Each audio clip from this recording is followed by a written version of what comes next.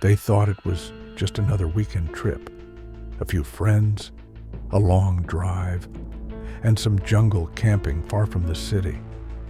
But what they didn't know was that they were driving straight into a story that would later be whispered about as a real-life haunting. One the locals still refused to talk about. It all started with 5 friends: Ethan, Claire, Noah, Maya, and Lucas, all in their late 20s, free-spirited and looking for a little thrill. They'd been planning a nature vlog for months, a small YouTube travel project that never quite took off. "Let's find something wild," Claire had said, "somewhere nobody's been before." Oh, they found it. The drive led them deep into the Appalachian wilderness, the kind of place GPS loses signal and the roads look like they've been forgotten by time. Trees stood like tall, skeletal guardians. The air was heavy, as if soaked in something ancient. As the sun began to set, Ethan joked, "Well, this is where horror movies start." Everyone laughed, the kind of nervous laughter you give when you know it's true. They stopped near a decaying wooden sign that read, "Hollow Creek, 6 miles ahead." No one had ever heard of it, but the path seemed inviting enough. Once inside, the forest grew thicker.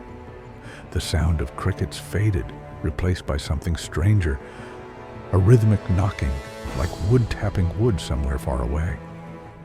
"Probably woodpeckers," Noah muttered, but it wasn't. By nightfall, their campfire flickered under a moon that looked almost too bright. The laughter faded. The forest wasn't silent. It was listening. Then, Claire noticed something. A faint light flickering through the trees. At first, it looked like a lantern swinging in the wind, but when she pointed it out, it vanished. "Maybe there's a cabin nearby," Ethan said. "Could be locals." They decided to check it out in the morning. At dawn, fog blanketed the forest floor. Birds were eerily quiet.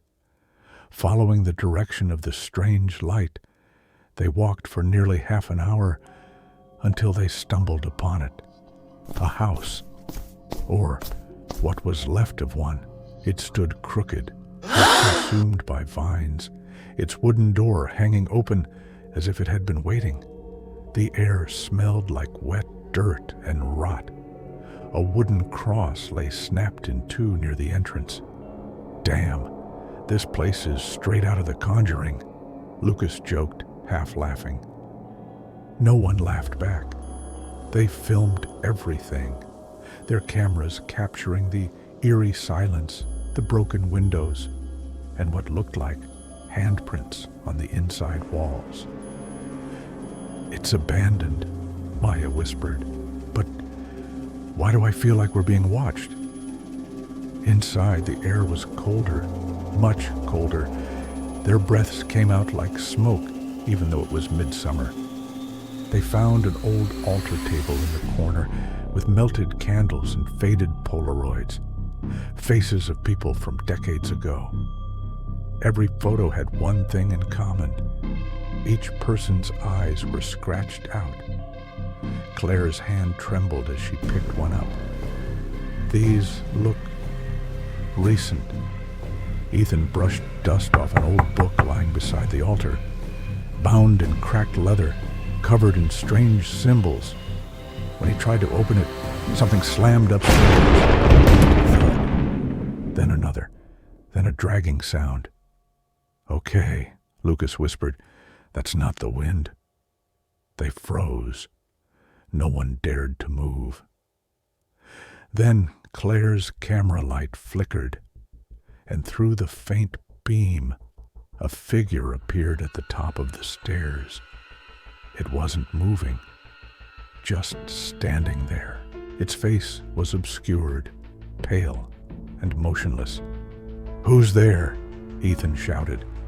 No reply, just a whisper, so faint it barely reached them. "You shouldn't have come." The figure vanished. They bolted out of the house, running until their lungs burned. When they finally stopped, Maya noticed something. Lucas wasn't with them. They screamed his name until their voices cracked, but the forest only echoed them back. Ethan wanted to go back, but the others refused. They waited by the fire the whole night. At 3:12 a.m., they heard footsteps approaching. It was Lucas, or at least it looked like him. His eyes were glazed over, his clothes were torn, and in his hand he held the leather-bound book. "Lucas," Claire whispered, "what happened to you?" He didn't answer. He just smiled, a slow, unnatural grin, and muttered something in a voice that didn't sound human. "It's awake now." Then he collapsed. When he came to, he didn't remember anything, but something was wrong. His reflection in the mirror behind him, it didn't move with him. As night fell again, they decided to leave, but every direction they took led them back to the same clearing, the house. Always the house. Maya began to panic. "It's like it's pulling us back." The air grew heavy. The forest seemed alive. Words they couldn't understand. The book in Lucas's bag began to bleed. A dark, viscous liquid seeping through the cover. Then a voice echoed through the trees. "Finish the rite." Ethan grabbed the book and threw it into the fire. The flames roared blue. The ground shook. In the chaos, Claire screamed. Her body lifted off the ground, suspended as unseen hands wrapped around her throat. Ethan tried to pull her down, but she was flung across the clearing. Her head hit a rock. Silence followed. The fire dimmed. The forest went still again. Lucas stared blankly at her lifeless body and whispered, "It wanted one of us." Then he began laughing, uncontrollably, hysterically. His eyes rolled back as he muttered, "It's not done yet." Noah and Maya dragged Ethan away, leaving Lucas behind, his laughter echoing into the night. By sunrise, only 3 remained. They followed the road, any road, until they finally reached a ranger's cabin. The officer who found them said they were pale, shaking, and covered in ash. When they led the rangers back to the site, there was no house, just an empty clearing. But they found something buried under the dirt, the Polaroids, and among them, a new one, a picture of Claire, taken the night she died. Ethan and Maya tried to move on, but nightmares plagued them for months. Noah disappeared a week later, his apartment door locked from the inside, the same old book lying on his bed. Authorities never found Lucas. Some say he never left that jungle. Others whisper that he became part of it. As for Ethan, years later, he was interviewed for a podcast about real hauntings.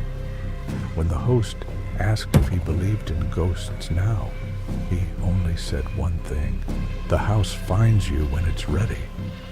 This story is based on real events that took place in 2014, deep within the Appalachian wilderness. The exact location of Hollow Creek remains unknown. Local rangers claim there's no record of a house there. But those who've gone looking often don't come back the same. If you ever see a light flickering deep inside the woods, don't follow it, because some houses don't wait to be found. They call you in. This is your storyteller from Real Stories, reminding you, not every abandoned place is empty.